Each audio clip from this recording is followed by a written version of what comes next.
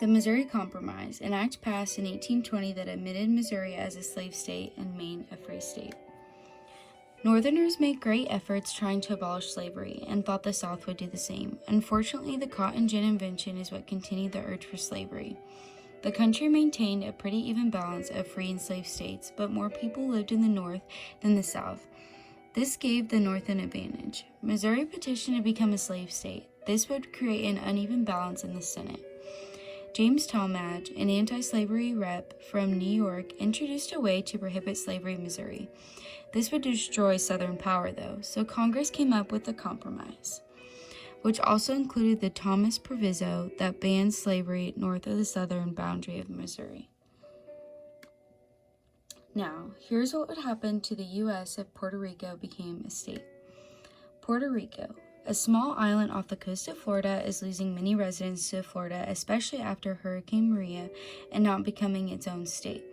Congress has the final say on whether they become a state or not. Puerto Rico gets 2 seats in the U.S. Senate because each state does. It's likely that those seats would be Democratic because majority of Puerto Ricans are Democratic. All the Puerto Ricans in Florida might tip the 2 seats towards Democratic as well. Those seats might offset the balance of the Senate. With Puerto Rico's huge population, the island would be entitled to 5 seats in the U.S. House if it became a state.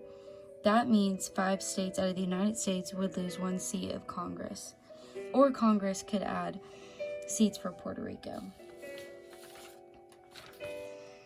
Both of these share the same issue, throwing off the balance of the Senate. The Missouri Compromise was a solution that had a fair turnout for everyone. Puerto Rico becoming its own state can cause some issues, but finding a compromise like the Missouri Compromise would be beneficial so everyone could be happy with the outcome. The Bank War, from 1832 to 1836. Andrew Jackson made it very clear he did not like the Second Bank of the United States, the BUS, and tried to look for many ways to destroy it. His opinion was the same as the common people, and he wanted to protect them. His new Secretary of Treasury, Louis McLean, proposed a compromise to reconstruct the bank rather than destroy it. Jackson gave the okay on it, but told McLean to wait till after his re-election campaign. McLean was shot down by the kitchen cabinet because of the taxes. Jackson went back to opposing the bank entirely.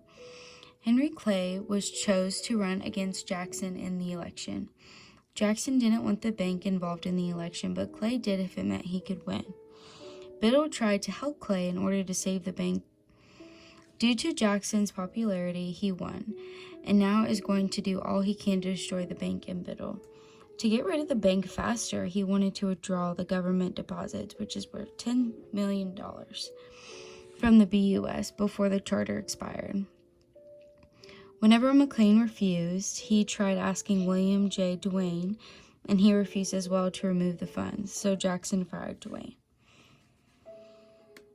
Now, why Trump had to fire Sally Yates in 2017. Donald Trump had made an executive order on immigration. Sally Yates announced the Justice Department would not defend him on that. She got called out for standing up to the president. Trump fired her because of a disagreement in policy. These two situations compare because they both are times when a president fired someone for not agreeing with the president's policy. Both firings were lawful and okay to do so. Jackson fired someone for not getting funds for him. On the other hand, Trump fired someone for not defending an executive order he placed. Both of these were similar because there was a time where a president had to fire someone.